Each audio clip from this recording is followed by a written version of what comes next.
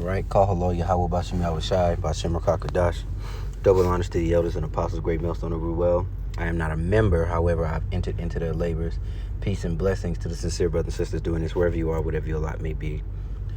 Back at you with another quick one. I just been reading the Bible cover to cover, and then when the Spirit hits to cover something, then I'm on it.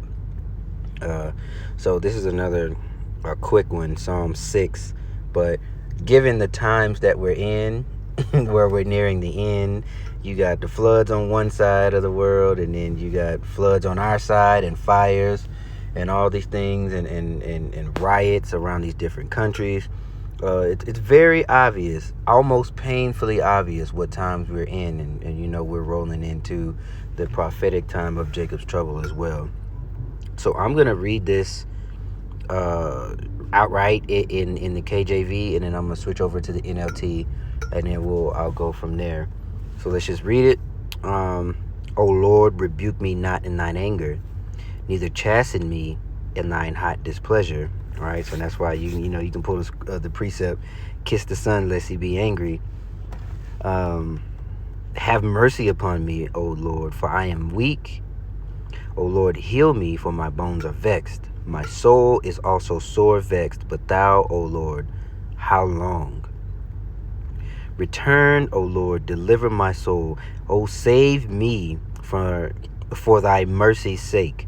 For in death there is no remembrance of thee. In the grave who shall give thee thanks? I am weary with my groaning, and all the night I make my bed to swim. I water my couch with my tears. And some of us, we've been there.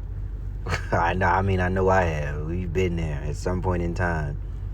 Because you just sick of it.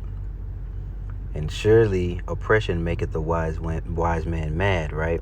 We'll get that. I believe that's Ecclesiastes 1:7. We'll get, or 7:7. Something like, we'll get that. Depart from me, all ye workers of iniquity, for the Lord hath heard the voice of my weeping.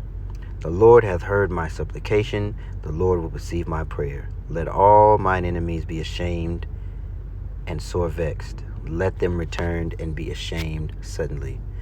All right. So we'll get it here, and I'm going to cover some things, and then that'll be it. But it just kind of highlights the spirit that we ought to be in. So the first verse, O Lord, don't rebuke me in your anger or discipline me in your rage. We want to be on the right side. So, what is that? A contrite heart.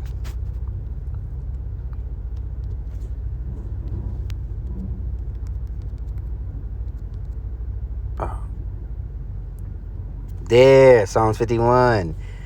So we'll go in the KJV. We'll go to Psalms 51.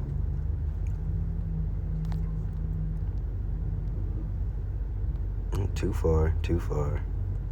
What does it say? And 17. So straight down to the point. The sacrifices of God are a broken spirit, a broken and contrite heart. O God, thou wilt not despise. Do good in good pleasure unto Zion. Right, build the walls of Jerusalem.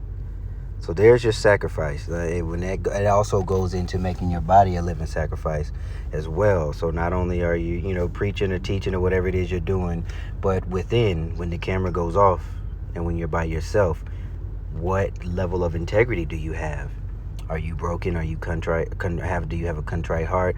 Are you proud? Are you humble? Do you understand that we are the ones in the wrong, and we are to come and seek the Lord to the best of our ability? All right. Do you understand that we should be reading daily? Do your best to read daily, and just get in here and learn and look up words and do a due diligence. Don't be lazy. There are many different things you can do while the camera's off that will benefit you. There are many things you can do in private that will benefit you publicly. All right, verse 2, have compassion on me, Yahweh, for I am weak, and we are. Because the Lord sees us as worms. Right? He loves Zion. He loves his people. 2/3 of them will be cut off. But, we, in the grand scheme of things, we are but worms. And it is through his power and it is through his might that we are made strong, or are made exalted. It is through his power alone. All right. Heal me, Yahweh, for my bones are in agony. I am sick at heart. How long, O Lord, until you restore me? And that is something we are looking and fighting for, is to be restored. Because if you know anything about this truth of ours, this thing of ours, you know that the end goal is it's twofold, but all-encompassing: salvation, to be saved from the impending destruction of Babylon the Great, which is prophesied. And two, while we are saved, we'll be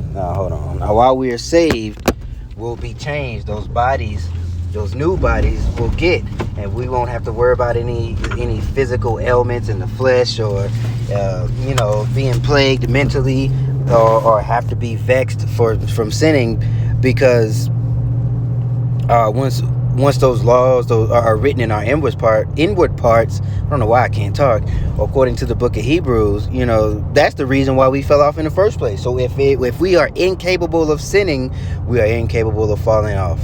So there's the beauty. All right. Return, O Lord, and rescue me. Save me because of your unfailing love. Right. And if you are doing things that are pleasing unto him, that's the importance to of Yahweh, because there is your mediator. There's our mediator. So while everyone else is living it up and partying and doing whatever it is that they want to do, Yahweh can look and say, look, Lord, here's a servant here. He was doing this while they were doing that. Okay. And he was behaving this way while they were behaving that way, doing wickedness and conducting themselves unbecoming of kings and priests, while this servant over here put all of that to the side. He gave up 6-figure income because it required him to do XYZ that kept him, couldn't. And you're not wicked if you got a 6-figure income. I'm just giving examples. Or you put things away that required you to, put this life off while everybody else decided that they were going to live their life in Babylon the Great to the fullest. And Yahweh Shai will mediate for you, but you must believe that through faith. Let's see what else we got. He's worn out. I am worn. This is verse 6. I am worn out from sobbing all night. I flood my bed with weeping, drenching it with my tears. My vision is blurred by grief. My eyes are worn out because of all my enemies. And if you don't have enemies yet, just wait. Keep holding on. Keep walking in the light. Keep walking properly according to this truth, and we are all going to start acquiring new enemies daily. Folks are going to want our heads. Folks are going to say that we're the worst thing like since Hitler or something like that. And your own friends, and some of us, maybe even our own family, are going to turn their backs and act like they don't know us because of the persecution that is coming. And they don't want the heat on them because they don't have the Spirit of the Lord. They don't have the truth. So they ain't going to want none of that smoke. All right, let's see. And then we'll go on down to the bottom. And that is something we should also be doing. Verse 8, 9, and 10. Go away, all you who do evil, for the Lord hath heard my weeping. The Lord hath heard my plea. And that's what we want. We want him to hear our plea, hear our prayer, hear our supplication. But he does not hear sinners. He will not hear a willful sinner.